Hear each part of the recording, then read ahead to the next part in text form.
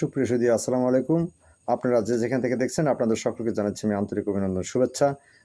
আজকে আমি আপনাদের সাথে যে অংশটুকু শেয়ার করব সেটি হচ্ছে, আপনারা জানেন ৩রা নভেম্বর যে জেল হত্যা ঘটিয়েছিলেন বাংলাদেশের রাষ্ট্রপতি, তৎকালীন রাষ্ট্রপতি মুশতাক আহমেদ। এই জেল হত্যা ঘটাবার পূর্ব পর্যন্ত তৎকালীন সময়ের যিনি সেনাবাহিনীর সর্বাধিনায়ক হয়েছিলেন খালেদ মোশাররফ সাহেব, তার প্রতি অর্থাৎ খন্দকার মুশতাকের প্রতি তার এই জেল হত্যা ঘটাবার পূর্ব পর্যন্ত তার আস্থা ছিল।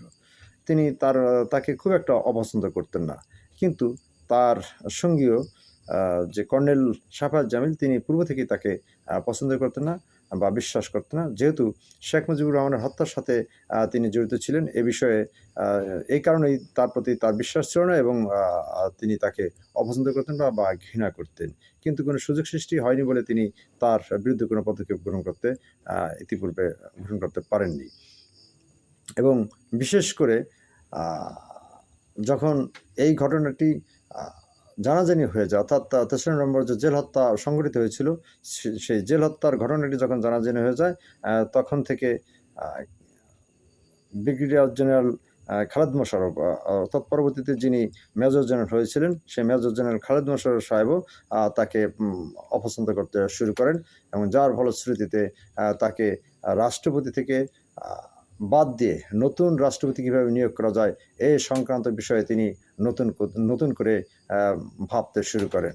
এবং 5ই নভেম্বর নতুন রাষ্ট্রপতি নিয়োগ সংক্রান্ত বিষয়ে আলোচনার জন্য তার ঢাকার সেনানিবাসের হেডকোয়ার্টারে তার অফিসে একটি মিটিংয়ের আয়োজন করেন।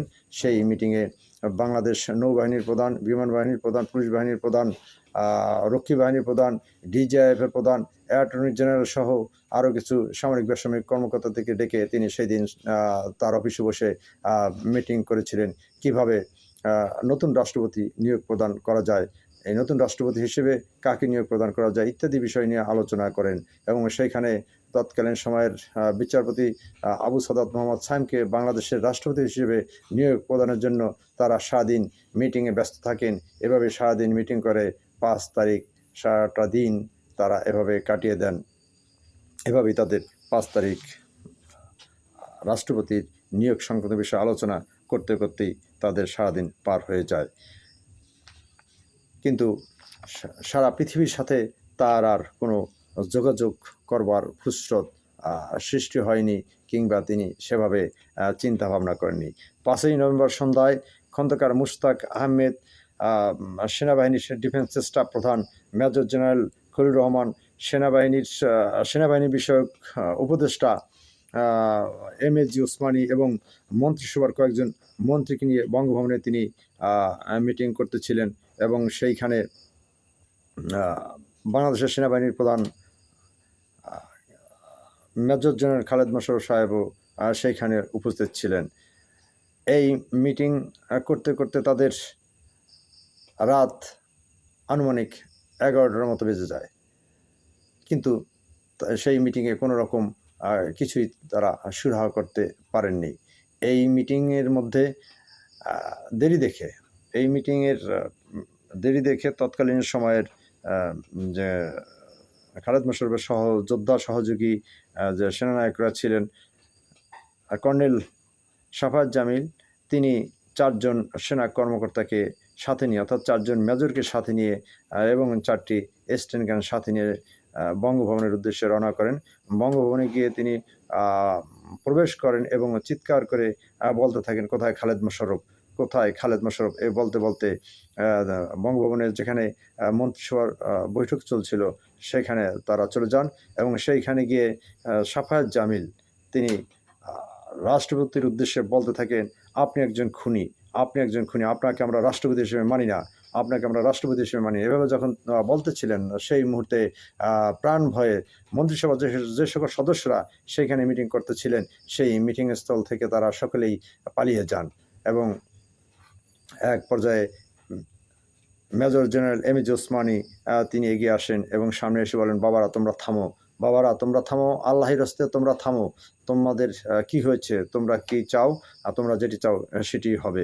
এই কথা বলবার সাথে সাথেই তারা কিছুক্ষণের জন্য স্বস্তি ফিরে পায় এবং এরপরে তারা শান্ত হবার পরে রাষ্ট্রপতি তিনি তার পদ থেকে পদত্যাগ করেন এবং সেনাবাহিনীর chief of army staff officer major general Khalilur Rahman এবং সেনাবাহিনী বিষয়ক যে উপদেষ্টা এমএজি ওসমানী তিনিও পদত্যাগ করেন। পদত্যাগ করে তারা সেই দিন আনুমানিক রাত 11টার দিকে সকলেই যার যার বাসভবনে চলে যান এবং সেই 5 তারিখ রাত 11টা থেকে 6 তারিখ রাত আনুমানিক 11টা পর্যন্ত 10-11টা পর্যন্ত তখন বাংলাদেশে কোনো রাষ্ট্রপতি ছিলেন না। তখন এইভাবেই আমাদের রাষ্ট্রীয় অবস্থা চলতেছিল। যাই হোক, আজকে আমি আপনাদের সাথে এ পর্যন্তই, আজকের ভিডিওতে আমি এ পর্যন্তই আপনাদের সাথে আমি শেয়ার করছি। আগামী ভিডিও আপনাদের দেখার জন্য আমন্ত্রণ জানিয়ে আপনাদের সকলের সুস্বাস্থ্য দীর্ঘ কামনা করে এখানে শেষ করছি। ধন্যবাদ সকলকে। আসসালামু আলাইকুম।